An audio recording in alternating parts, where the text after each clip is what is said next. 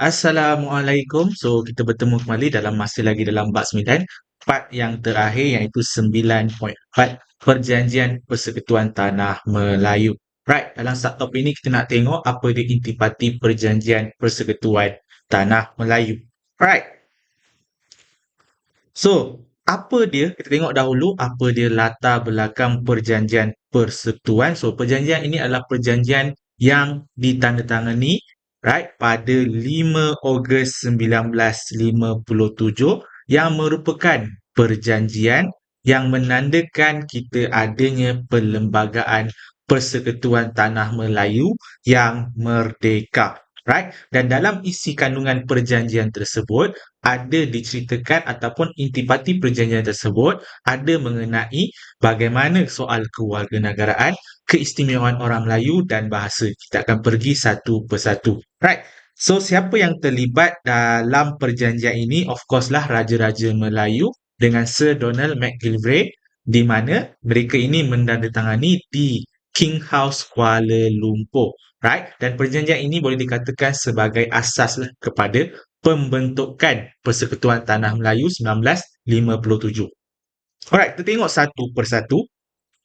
Yang pertama, intipati pertama adalah berkenaan pengamalan raja berperlembagaan dan sistem demokrasi berparlimen di mana dalam ini dia nyatakan bahawa adanya pemilihan seorang raja dalam kalangan raja-raja Melayu sebagai yang di-Pertuan Agong dan tempoh jawatan untuk yang di-Pertuan Agong sebagai ketua negara ini adalah selama 5 tahun dan benda ni adalah perkara pertama dalam perlembagaan negara kita.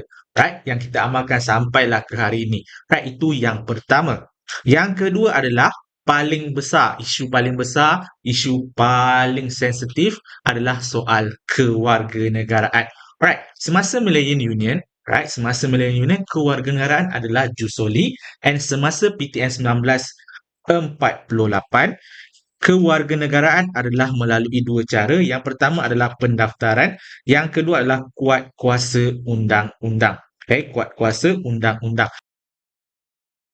1957 kita mengesahkan bahawa ada 3 cara untuk seseorang itu memperolehi kewarganegaraan. Right. Yang pertama adalah dari segi penguatkuasaan undang-undang. Yang kedua memohon pendaftaran sebagai rakyat dan yang ketiga adalah naturalisasi. Right. So, saya akan terangkan dengan seberingkas saja sebab ini dalam perlembagaan agak tinggi. Alright, dari segi penguatkuasaan undang-undang sama saja, sesiapa saja yang lahir di tanah Melayu sebelum ataupun selepas merdeka, automatik dia jadi rakyat tanah Melayu.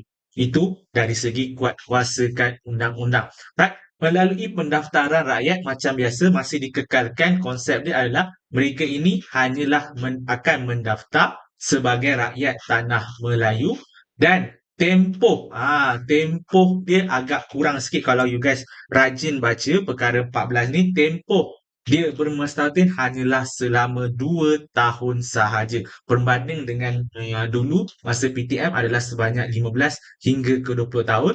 Tapi melalui pendaftaran dalam Perlembagaan Persekutuan 1957 ni, bila dia nak daftar dia kena bermestatin selama 2 tahun sahaja.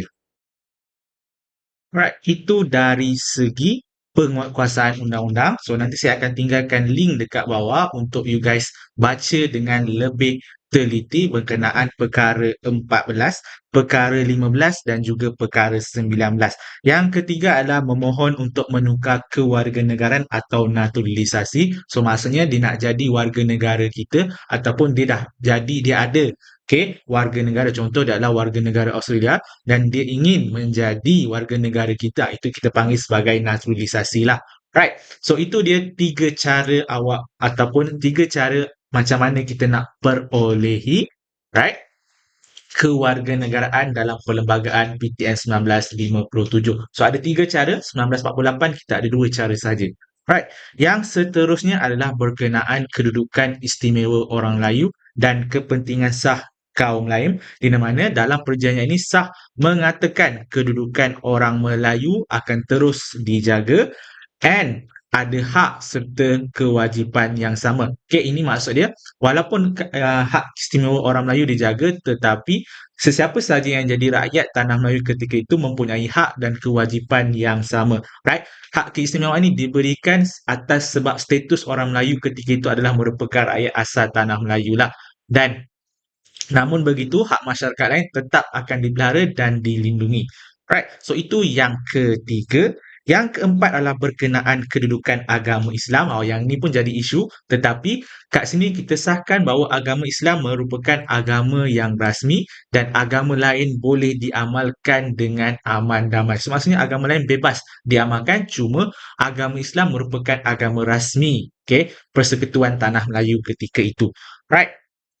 Seterusnya adalah kedudukan bahasa Melayu. Okay, sorry, typo. Right, kedudukan bahasa Melayu di mana kat sini pun ada yang mencadangkan bahasa Cina, bahasa Tamil, tapi kita dalam perlembagaan sebulat suara menjadikan bahasa Melayu ini sebagai bahasa kebangsaan di mana bahasa Melayu digunakan sebagai bahasa pengantar dan bahasa komunikasi dalam kerajaan, dari sekolah dan sebagainya lah. So, jelas kat sini kita mengutamakan bahasa Melayu sebagai bahasa pengantar kita. Right, itu dari segi bahasa.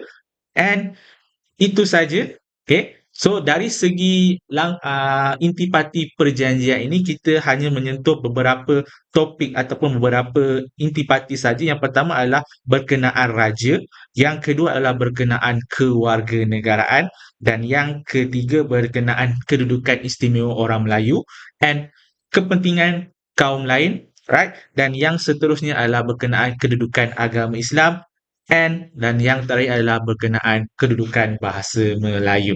Right? So itu saja untuk video kali ini. Saya akan tinggalkan link di bawah berkenaan kewarganegaraan untuk awak baca dengan lebih teliti lah. Right? So itu saja untuk Bab 9. Kita berjumpa lagi dalam next video.